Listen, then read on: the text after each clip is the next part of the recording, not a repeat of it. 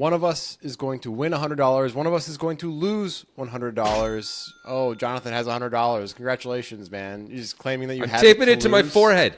Taping it to my forehead, Grant. You're not going to do that. But that's something that Dwayne "The Rock" Johnson might do in one of his more aggressive roles. I don't know. The topic today, our producer Jones has informed us, is Dwayne "The Rock" Johnson, which we're both excited about because how could you not enjoy talking about this guy? It's fun. Just his name alone, I think we can do 20 minutes on his name because he started as The Rock. He tried very hard to make it so he was no longer referred to as The Rock. He cannot shed The Rock. I don't know if he's re-embraced The Rock or not, but I don't think so. I know for a while I was just like, I'm just Dwayne Johnson. I'm a serious actor. Shut the hell up with The Rock thing, guys. He's trying. Yeah. The Smashing Machine is coming out, I think, this weekend. It's his big Oscar play. I will say it looks amazing. It's directed by Benny Safdie, who is one of the Safdie brothers who did Uncut Gems. I think it's Benny. It's one of the two Safdie brothers. I'm pretty sure it's Benny. It looks amazing. It looks like he's going to be great, and I assume he is probably going to get nominated for the first time in his life.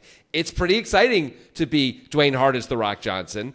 I question the name, too, and I understand why he wouldn't want to be known as that. It's got to be harder to win awards. Don't you think?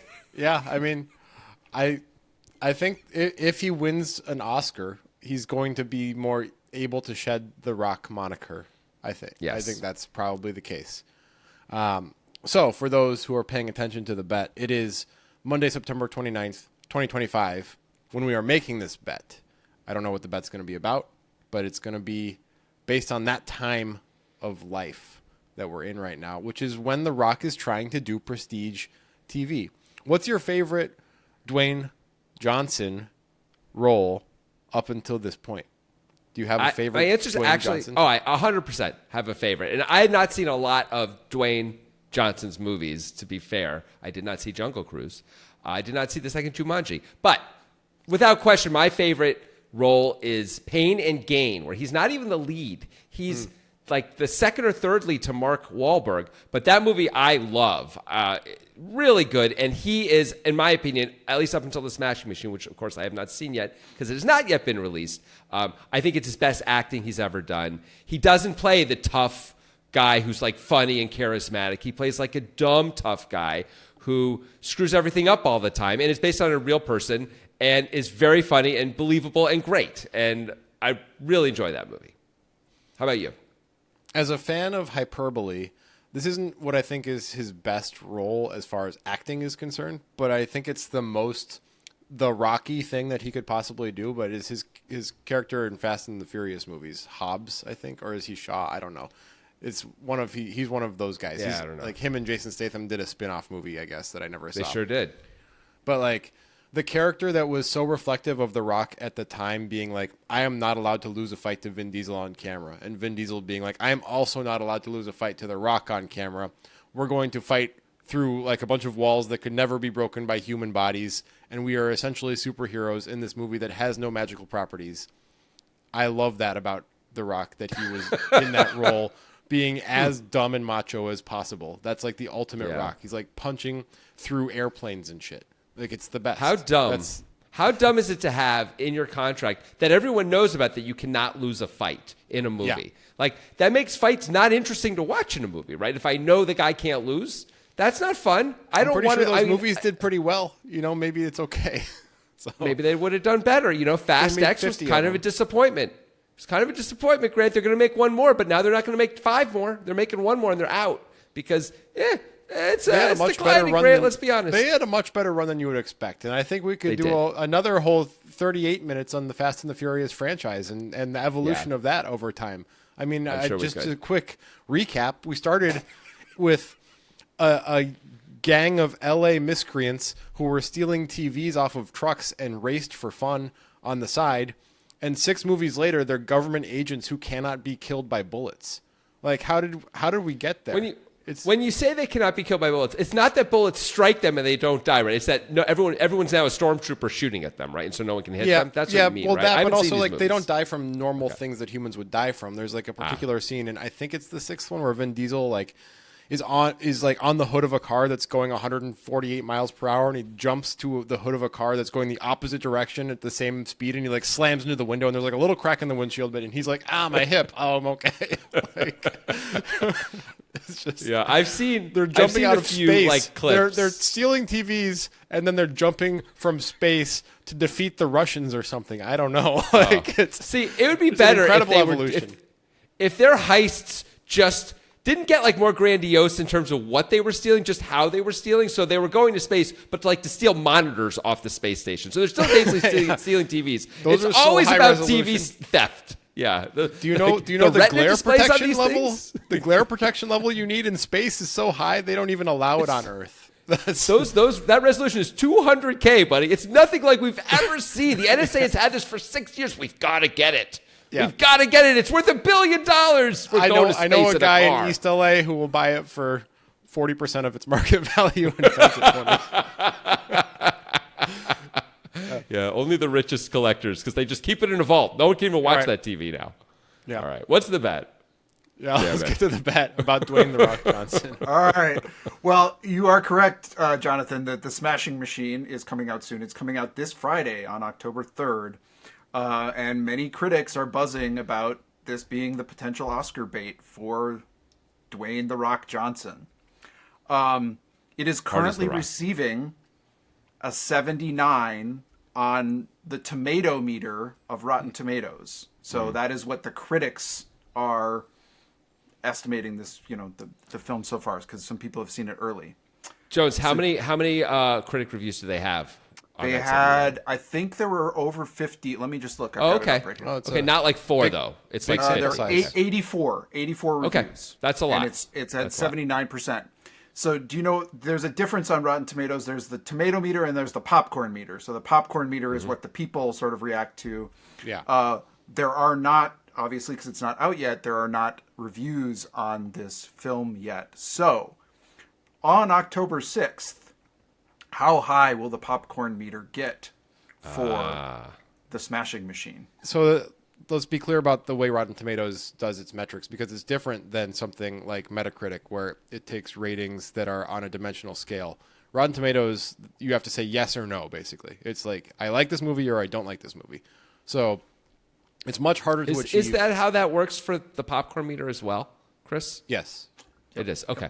Just making sure. It is. So it's much harder to achieve a 95 or higher on a site with a dimensional rating scale than it is on Rotten Tomatoes. On Rotten Tomatoes, you could have a movie that's just like above average, but everybody has to kind of say like, well, yeah, it's definitely I can't give this a thumbs down, so I'm giving it a thumbs up, but I would give it a 7 out of 10. And that can get a 95%, right?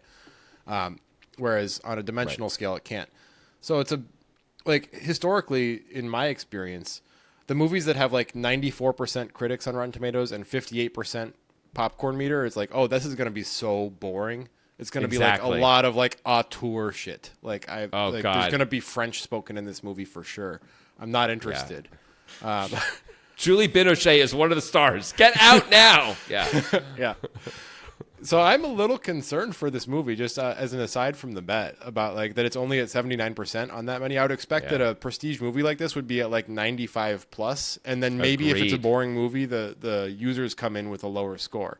I don't know. So this is not the kind of movie that I would expect the audience would have a higher rating than the critics would. I would think it would be the opposite most of the time with this specific kind of movie. Now maybe we're wrong, but I'm concerned about this movie now, just based on the 79. I like Grant saying, I would have thought it would be in the 90s easy on the tomato meter. And then still it would be an interesting question about the audience, because I assume it's a slower movie. Don't tell us this, but I wonder what something like The Brutalist did last year or 2 years ago, whenever it won. Like, what is the audience rating? Not the critics' reviews, I'm sure, were awesome on that, but what do the audience really think? Because Brutalist is like 3 hours and 20 minutes, and it's pretty freaking slow, and it's about an architect doing architecture mostly. I don't know, man. So, yeah, this is at least about people hitting each other. There's violence, and Emily Blunt's in it. Yeah. Emily Blunt's in it. That's good, right? All right, so we're going to send in some blind bids to Jones for what we think the user score is going to be. Whoever has the higher bid gets that number and over, and the other person gets under that number for $100. I'm going to send my bid in to Jones right now. Jonathan's going to send his bid in to Jones right now for the sending mine in popcorn right meter now on the Smashing Machine. I feel like this is the number that I'm sending right now. It came to my head right away when Chris started saying that it was 79 on the tomato meter. I was like, this is going to be the user score. I know the user score right now. It's this score. Oh, that confidence. Your confidence is really freaking confident me out. about this one. I feel really good about this one, and watch me be 100% off, but that's fine. Well, I mean, I hope to watch you be 100% off. I expect that's going to happen a lot. You're often confident for no actual good reason. This is probably another example of that. But having said that, it still shakes me a little bit, that level of confidence. It shakes me to my bones slightly. Slightly. I'm slightly shaken. It's part of my edge, man. You got to have an edge. So, all right, let's reveal the bids. Why don't you reveal the lower bid first and then the higher bid? All right. Well, we have a bet. The lower number, so not the winning bid, is Grant at 58, and Jonathan wins the bet at 68 or higher. Well, I don't win the bet. I win the auction. I don't win the bet. You win the auction. Yes. I wish I won the bet. I went 68. So yeah, I was trying to decide how far down to go. I think we both agree it's going to be less than the critics' number, almost certainly. And the question is, how boring is this movie where The Rock gets sad? Like, come on, of course. Here's the one thing I got going for me, is it's possible, Dwayne The Rock Johnson fans are just going to be like supportive of him. That's one thing I'm hoping for. The other thing is that this movie is going to self-select out some people who wouldn't want to see this kind of movie a little bit because it's a smaller movie. So it isn't like the whole world's going to go see this. Like, you have to work to see this movie a little bit. So then the whole logic doesn't apply that we talked about earlier with like the user score versus critic score. There's lots of small movies where it's like a super high critic score and a pretty low user score.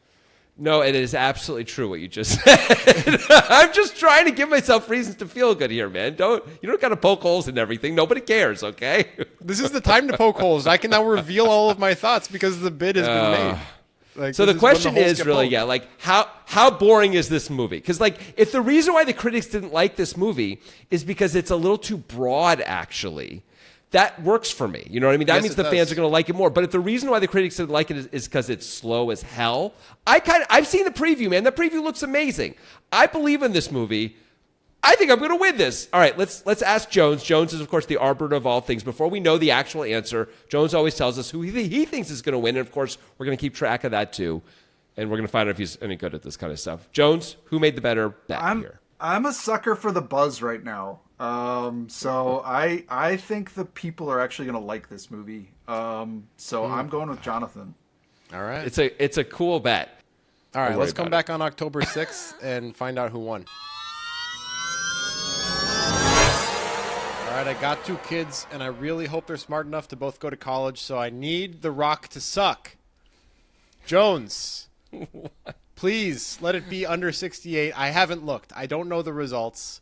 What is the user score on this terrible movie? Let's hope. Oh, come on. The critics like it. All right, go ahead. Bob. The popcorn meter for the Smashing Machine is 77. Damn it! Kazam! Son of... But wow! I should win. I should win in spirit. I agree. You do win in spirit.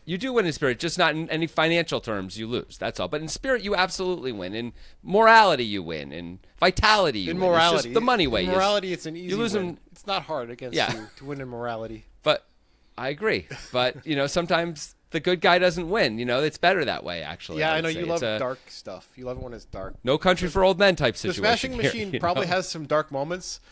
I'm probably never going to see them because those scores, 78 critics, 77 users. Not bad. Come on, I'm not going to watch that. I'm seeing it. I'm not going to watch that. I'm seeing it. Jones, you going to watch it? You going to watch The Smashing Machine? I am probably not. And actually, the critic score has gone down. It's now at 73. It's... Well, look, guys. I'm taking that $100 that I just won from Grant Dennison over there, and I'm going to spend it on one ticket, please, and some popcorn to The Smashing Machine. Thank you very much. All right. It's a I'm free, sending you the freebie. $100. Enjoy the $100. I don't mean I'm that. taking the $100. I hope it's a terrible $100 for you.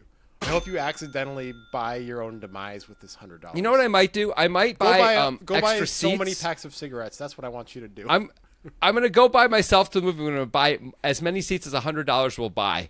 Just to waste the money. Okay. yeah, that's something you would do. I believe that. I will not do that. Yeah, I don't think that so. is impossible. That's correct. That's going right in the bank. Well, I'm going to win next week. I have a good feeling because next week We are betting on Taylor Swift. You know, when a Taylor Swift album has come out, you all know that. We bet on it before that happened, and we're going to get the results next week. I'm really pessimistic about this one. She's too popular. Yeah, I feel pretty good about this one. I might get that money back. Don't spend it all yet, Levy. You know, it might not be a good idea. I don't gotta be what you wanted me to be. I just gotta be living life wild and free. I don't really care if y'all